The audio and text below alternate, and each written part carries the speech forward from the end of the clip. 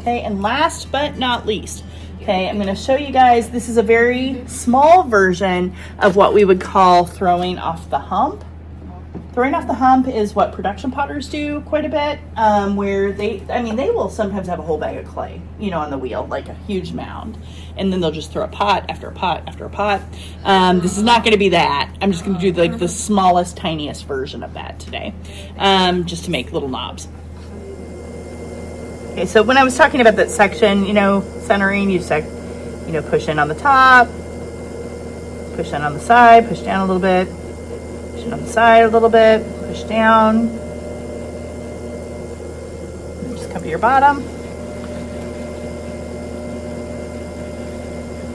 and voila. Okay, all right, so I have a little bit of clay here, right? Now, because I'm doing, I'm throwing off the hump, I'm going to go ahead and bring this. I'm actually going to cone it up a little bit because I don't need to go low, right? Especially since I'm just making little knobs. So if I'm working from this big white clay and having to push in on it each time, it doesn't really make sense, right? So I'm going to bring this up. Okay, just like that. Okay, now make sure I'm still centered. There we go. Okay, so to throw my first knob, I'm going to push a little bit of clay up and separate it, just like that. I'm going to go into it, pull out just like I would a little tiny cylinder. And I'm going to get in here, and pull that up. Always compress the edge, come out a little bit. And then I'm going to collar in the top. So see how I'm just pushing that in? Did you make it hollow? Mm-hmm. And so when I put it on, what I'll do is I'll score and blend it on, and then I'll just poke a hole from the underside of the lid into it.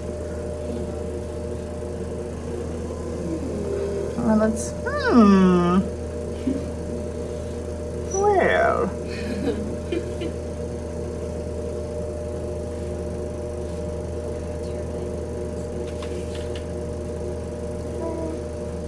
So that one's kind of a little flat.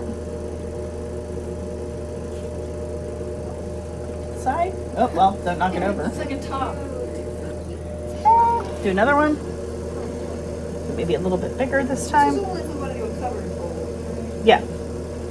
But I would recommend learning these skills because you will need them later.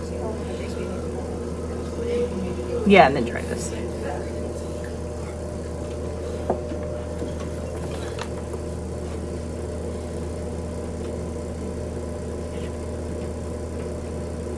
A little thickness there. Bow her out.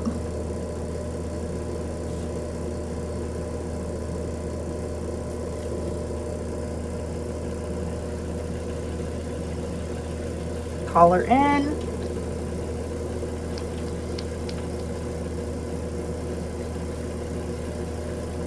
Well, in this way, if you want to make a bigger knob too, if you're making it hollow, it's not going to, explode on top of as long as you ventilate it, it's not going to explode on top of your pot. Because those of you who didn't have Ceramics 1, we talk about that a lot, that anything thicker than probably an inch, requires very special and slow drying, because it's like if you ever had a truffle, like a chocolate truffle with a very soft center, that the clay will dry on the outside, be very dry and flaky, ready to go in the kiln. And then sometimes there's just water trapped on the inside. And so when you fire, if you have really thick walls or really thick clay, if you fire that piece, that water that's trapped in there is going to expand once it hits the temperature of boiling, 220 degrees Fahrenheit, and kaboom, explosion. It won't as long as if you poke a hole, So like I said, I would turn, I'm going to trim that lid, and then I would attach the handle, slip score and blend it, right? And then I would go through this portion of the lid, and poke until I got into the inside. Oh, okay. Yeah, and so the ventilation hole, would just be sitting right there in the lid. Yeah, that makes sense. Does that make sense? Okay. Yeah. It's just You can also pull these off with your tools. Where's my...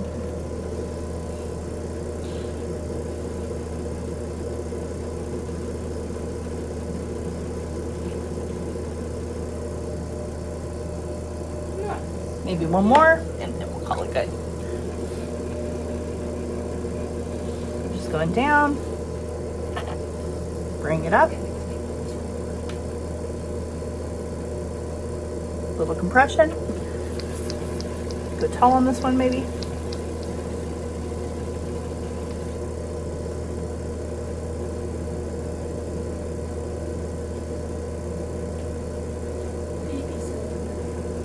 The baby cylinder. Get a little more of kind of like maybe an Arabic feel. Or an arabesque feel.